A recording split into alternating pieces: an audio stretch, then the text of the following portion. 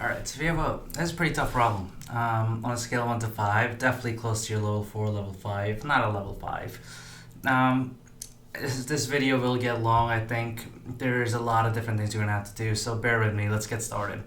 I have these two equations, right? So I have 2x minus y is greater than or equal to 3, or greater than or equal to negative 3.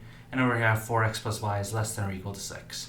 And the question is saying in the xy plane, if a point with coordinates g comma h, so let me write those out too, g comma h, lies in a solution set of the inequalities above, what is the maximum value of h?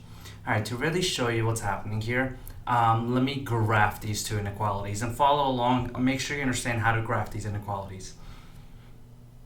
So in order to graph inequalities, I have to put it into y equals mx plus b form, or I just want y by itself. Right, so the first thing over here, I'm going to have negative y, and all I'm doing so far is just bringing the 2x to the other side. So that becomes negative 2x minus 3. Now, I want y by, I just want y, I don't want negative y, so I'm going to divide this side by negative, and I have to divide that side by negative. And remember the fact that if in inequalities you divide by negative, you have to flip the sign. So now it becomes y is less than or equal to 2x, because remember there's a negative 1 there, so that makes it a positive 2x plus 3. So that's my new equation.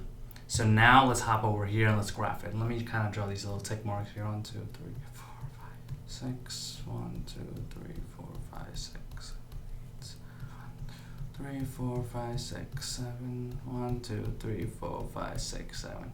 Alright, this should be good enough. So when I'm graphing this, I graph this just like a regular line. Ignore that greater than or equal to sign. Just ignore it for now. Pretend there's an equal sign. So my y-intercept is 3, 1, 2, 3 right there. And my rise, my slope is 2. So that means my rise is 2, 1, 2. My run is 1. 1, 2, run is 1. 1, 1, 2, and 1. So right around there, and 1, 2, 1. And it is a positive slope, right? So we're going something like that. Let me just kind of make a couple more dots here. And I'm just going to bring my fancy little ruler out. And let's try to make this as neat as possible. So something like that is where my line is, right? So I didn't do a good job in my dots, but so there you go. So now what we've done so far is drawn that line. Now see how this is saying that the y values are less. Y values are less than that particular line that I just drew. So what that implies is that the shaded portion over here is going to be underneath that y, because the y values need to be less than that line. So my shaded portion is going to be this particular area right here. That's where the solutions will be for that particular line. Now what I'm going to do is, so I just drew this line right now. Now I'm going to draw this line. And wherever their shaded portions overlap, that's where the solution set is. Okay, so let's graph this again. Y, bring this to the other side, so it's in y equals mx plus b form. And now let's graph this. So over here, my y-intercept is 6. 1, 2, 3, 4, 5, 6.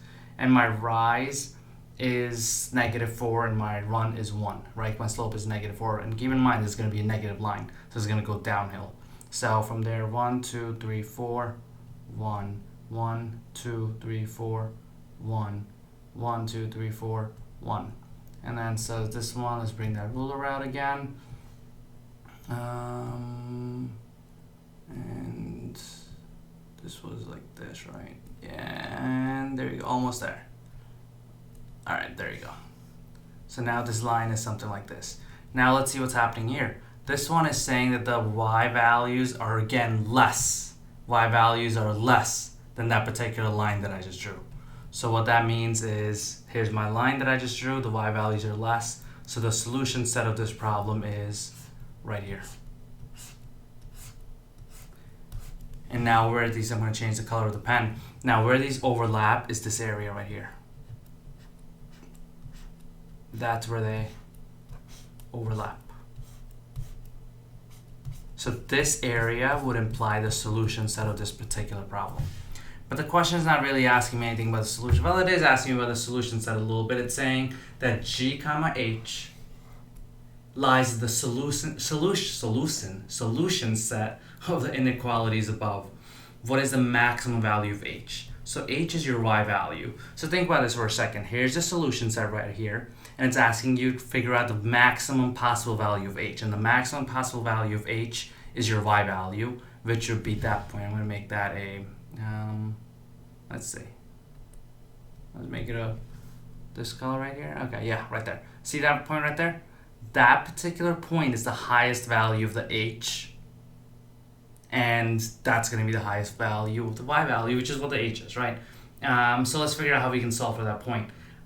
1, 2, 3, 4. It kind of looks like it's close to 4, but I don't want to take that risk right now. Most likely it is 4, but let's say because the answer choice is over here, so straightforward. It's 1/2, 2, 4, and 6. So it's really, you can kind of just say that's gonna be 4. But on the test, let's say what if they gave you 3.9, 4, 4.1, 4.2. That'd be tough to eyeball this.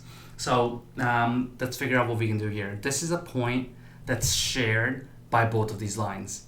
So that means that the equation of this particular line, which was this one, and this one, I can set them equal to each other. Because the y values there for this line and y values for that line are the same. So that means the y values or this equation and that equation, I can set them equal to each other. I'm going to have to erase a bunch of things. So I'm going to, let's get that back. Let's see where I can get this going. Maybe I'll bring the big one out, and let's make the size big, and let's erase this right there, and I'll do the work up there. So I have 2x plus 3 equals negative 4x plus 6. And again, the reason I'm setting these two equations equal to each other is because that particular point, they both share the y values. So the y values, I'm setting them equal to each other. And then let's solve for x. So add the 4x here, so that'll make it 6x. Let's subtract the 3 over there. So that'll make it minus 3 minus 3, make it 3. And then x equals 1/2. For a second I got 6, right? So x equals 1/2. For a second I got scared. Now this is where they trick you sometimes. See, if you do give 1/2 here, sometimes people have a tendency to just quickly put a as the answer. But remember, I just solved for the x. I need to solve for the h or the y, because x is the same thing as a g. So if I know what my x value is, I can either plug it back into this equation or this equation and solve for my y. This one looks a lot easier, so I'll plug it back into this one. 2 times 1/2 is 1, and 1 plus 3 is 4, which is what we thought originally the answer was going to be, but that just confirms that the answer is 4. On the test, if you have to eyeball it, you can kind of see it's 4, but like I was saying before, the answers were so close, like 3.8, 3.9, 4, 4.1, then it would be tough to narrow down to 4. So since they share the same y value, which is the maximum value, I set them equal to each other to solve for that 4. Now, after all that, if on this test you get stuck and you have no idea how to do something like this, skip it. Our end goal is not to answer every single question. Our end goal is to get as many questions right as possible. So there's a big difference in those two things. So I don't want you wasting all your time on a problem like this. If you understand how to do it, go at it, but if not, skip it.